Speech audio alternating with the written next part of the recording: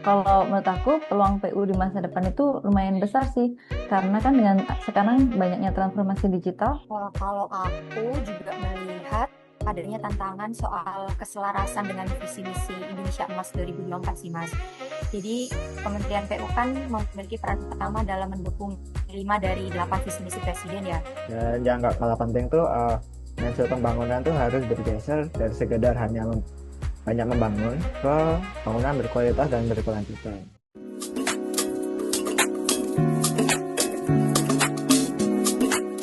Oke, halo teman-teman, ketemu lagi sama saya Ersa di Ngobras.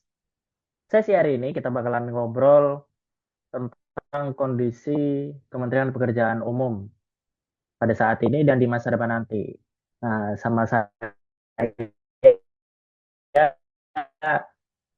udah hadir lagi ini teman-teman yang kemarin nih ada 6 orang di bincang asik isi nasionalis yang kali ini. Nah, yang pertama nih mungkin bahas kondisi PU di sekarang ya kali ya. Nah, mungkin bisa dibantu sama Mbak Elci kali ya. Silakan Mbak Elci. Iya, halo Mas Ersya dan Halo. teman-teman semua. Kalau hari ini kita mau bicara tentang PU di zaman sekarang kali ya. Kalau menurut aku nih, PU nih sekarang udah punya banyak banget pencapaian yang gede-gede dan besar gitu ya. Kenapa aku bisa cerita kayak gitu? Karena kita bisa lihat buktinya dari ada pembangunan jalan tol, terus ada pembangunan bendungan, ada juga yang pembangunan jembatan sampai perumahan rakyat.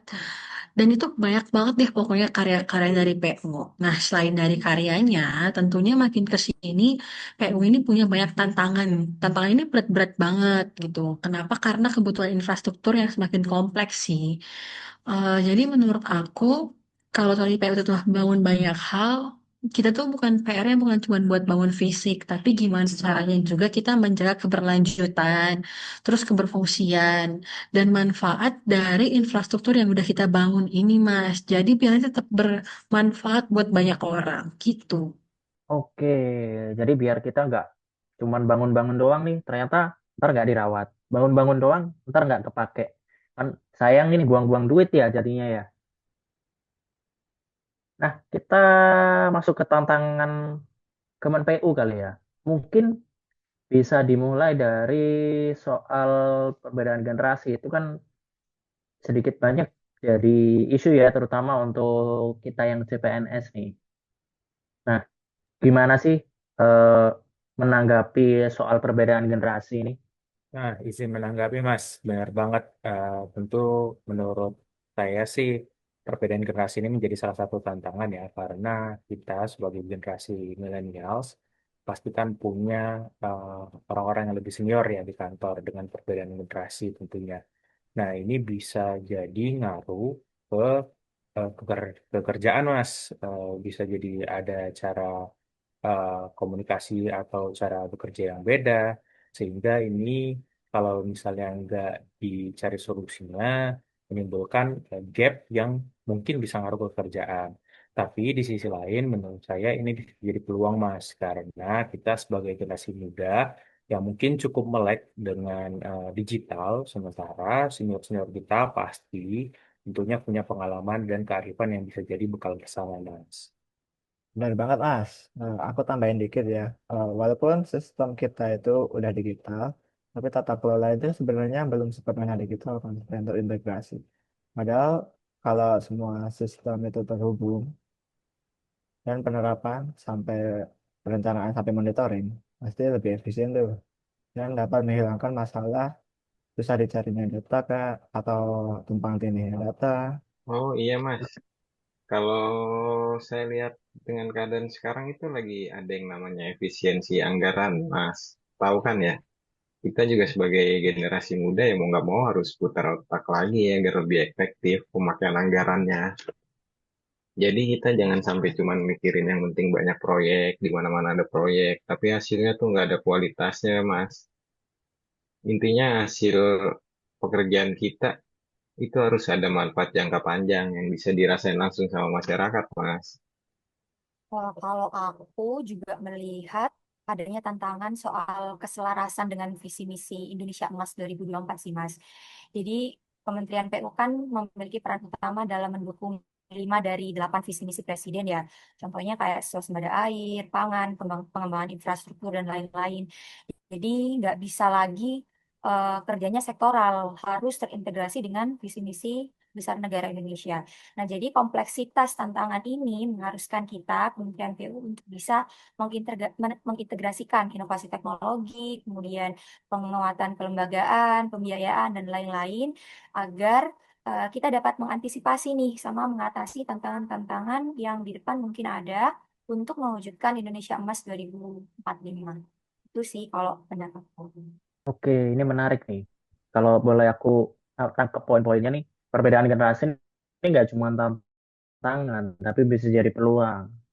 Nah, terus digitalisasi nih kan masih belum sepenuhnya nih, belum terintegrasi juga. Nah, itu juga bisa jadi peluang untuk kita generasi muda mengoptimalkan itu. Terus efisiensi anggaran ini jangan jadi alasan kita cuma bangun banyak tapi tanpa kualitas. Oke, nah dengan kendala-kendala dan tantangan-tantangan tadi itu kan pasti ada peluang ya. Nah, peluang apa sih yang dipunya sama PU nih buat kedepannya nih, teman-teman? Nah, aku coba ngasih pendapat ya, Mas. Kalau menurut aku, peluang PU di masa depan itu lumayan besar sih. Karena kan dengan sekarang banyaknya transformasi digital, kita bisa menggunakan teknologi seperti IoT, AI, sampai Big Data yang bisa membantu untuk monitoring infrastruktur yang udah dibangun PU. Selain itu, tren pembangunan hijau dan teknologi yang ramah lingkungan juga menjadi salah satu peluang besar untuk membuat PU yang relevan di masa depan. Nah, menurut saya, kalau PU juga bisa membuka kesempatan kolaborasi lintas sektor, baik dengan swasta maupun akademisi, itu juga akan membantu untuk mempercepat inovasi. Dengan begitu, pembangunan infrastruktur yang dilakukan PU di masa depan tidak hanya cepat dan efisien, tapi juga berkelanjutan dan inklusif, sehingga hasil pembangunannya bisa dapat segera dirasakan manfaatnya oleh masyarakat. Jadi sebenarnya PU ini udah di jalur yang benar lah ya. Kita udah berusaha untuk bertransformasi digital dengan pakai IoT, AI, sampai Big Data juga untuk monitoring infrastruktur kita. Nah, selain itu disebutin juga nih sama Mbak Okta tadi kalau tren pembangunan hijau dan ramah lingkungan itu juga jadi peluang besar nih untuk PU di masa depan. Nah, kita kan udah tahu nih tantangannya apa, peluangnya apa. Nah, solusinya nih menurut teman-teman apa sih gitu loh untuk PU nih? Nah, ya Mas, menurut aku nih ya, kita tuh bisa ada yang namanya kolaborasi lintas generasi di PR. Jadi generasi yang muda-muda nanti bakal collab sama generasi yang lebih tua dibanding yang muda itu. Sistemnya gimana? Yang senior-senior kita itu berbagi pengalaman nih ke yang muda-muda. Jadi yang muda-muda ini punya ilmu-ilmu yang dari dulunya bisa digunain gitu. Nah, yang muda belajar inovasi digital. Jadi kita juga bisa share nih ke yang senior kita, inovasi digital apa yang bisa kita gunain di PU gitu. Jadi itu nanti bisa memperkuat PU, itu Mas. Nah, izin menambahkan juga Mas di Bang Hasan Mondasi tadi Mbak, tentang masalah digital, menurut saya salah satu peluang yang bisa kita manfaatkan adalah dengan mempercepat tata kelola eh, digitalisasi tata kelola Mas. Soalnya jika semua sistem kita bisa diintegrasikan dengan bagus, dengan baik, maka anggaran kita bakal bisa menjadi lebih efisien dan transparan. Nah, dan yang nggak kalah penting tuh mindset pembangunan tuh harus bergeser dari sekedar hanya banyak membangun ke bangunan berkualitas dan berkelanjutan. Jadi masyarakat tuh dapat merasakan manfaat dalam jangka panjang. Nggak cuma bangun lalu udah sebentar rusak, nggak bisa dipakai. Oke, berarti yang disebutin sama teman-teman ini semacam combo lah ya. Kolaborasi lintas generasi terjadi, terus sistem bisa terintegrasi, anggaran lebih efisien dan transparan, dan bangunan yang berkualitas dan berkelanjutan pun jalan gitu loh. Jadi nggak asal bangun terus bentar rusak gitu ya berarti ya. Menarik, menarik. Sekarang aku mau tanya nih pendapat teman-teman nih. Kalau kita hubungin sama bela negara dalam konteks Kementerian Pekerjaan Umum nih, itu kayak gimana sih Mas? Oh, kalau menurut pendapat saya sih, Mas, bela negara itu maknanya luas ya. Nggak cuma soal angkat senjata aja. Untuk kita sendiri tuh yang bekerja di PU, di bela negara itu berarti kerja secara profesional dan menjaga integritas. Kenapa? Ya karena ini soal memastikan setiap proyek yang kita kerjakan benar-benar bisa kasih manfaat yang nyata dan jangka panjang buat masyarakat, Mas. Jadi setiap tetes keringat kita di lapangan itu ya pengabdian kita juga buat negara. Setuju sih sama Mas Fadil, termasuk juga memastikan tidak ada pemborosan anggaran. Itu juga menurut saya bagian dari bela negara ya, karena kita menjaga aset bangsa agar bisa kita gunakan sebaik-baiknya. Dan yang pasti, karena ini berbicara tentang anggaran, jangan sampai korupsi. Sebagai insan PU, kita harus terus menjaga integritas, harus menerapkan nilai-nilai anti korupsi, dan menolak segala bentuk korupsi. Wah, ini keren banget nih. Satu kata kunci yang disebutin dua narasumber kita nih cukup kuat ya. Kaitannya sama waktu kita tes CPNS kemarin nih. Integritas. Perlu diingat nih teman-teman, kita untuk masuk CPNS kemarin, standar integritasnya lebih tinggi daripada instansi-instansi yang lain nih. Jadi mudah-mudahan tidak perlu diragukan lagi terkait integritas dari CPNS PU keseluruhan ya. Nah, sekarang kita masuk ke penutup nih. Nah, dengan rencana aksi bela negara dari masing-masing, plus harapan kalian nih buat PU ke depan. Nah, mengedepankan prinsip gotong royong dan keadilan dalam pelayanan infrastruktur, sehingga terbentuk kerja yang bersih, personal, dan berlandaskan semangat bela negara. Itu kalau dari aku nih teman-teman. Nah, kalau dari kalian nih, apa nih rencana aksi bela negara dan harapannya? Kalau dari aku, Mas, aksi aku adalah aku bakalan terus belajar digital dengan skill baru supaya nanti bisa berkontribusi dalam transformasi tata kelola PU. Harapanku supaya nanti PU makin modern dan efisien.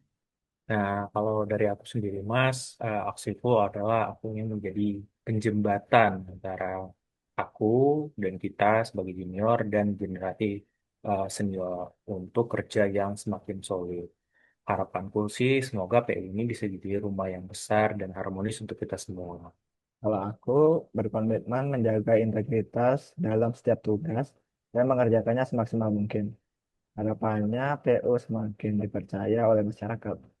Kalau aku sendiri sih, Mas, pengennya sih berfokus sama efisiensi anggaran aja, agar cara kerja kita tuh akan jauh lebih terukur. Harapannya sendiri, ya setiap rupiah yang kita gunakan benar-benar bisa dirasakan manfaatnya secara nyata oleh masyarakat. Kalau aku ingin mendorong pembangunan yang berkelanjutan dan ramah lingkungan. Harapanku juga semoga PU bisa jadi pelopor green infrastructure di Indonesia. Kalau aku ingin berinovasi dengan teknologi baru. Dan harapanku, PU tidak hanya kuat di dalam negeri, tapi juga jadi role model di dunia. Wah, gila. Merinding banget sih aku dengarnya dari statement-statement teman-teman nih keren-keren banget gitu ya. Jadi harapan yang besar nih semoga bisa tercapai sesegera mungkin. Nah, terima kasih banyak nih buat teman-teman yang udah jadi narasumber. Terima kasih banyak juga buat teman-teman yang udah nonton ngobras sesi kali ini. Nah, diskusi hari ini tuh jelas banget menggambarkan tantangan, peluang, sampai aksi nyata kita nih untuk membuat PU jadi lebih baik. Nah, semoga semangat kita terus terjaga demi bangkitnya PU dan jaya bangsa. Sampai jumpa di ngobras berikutnya. Bye-bye.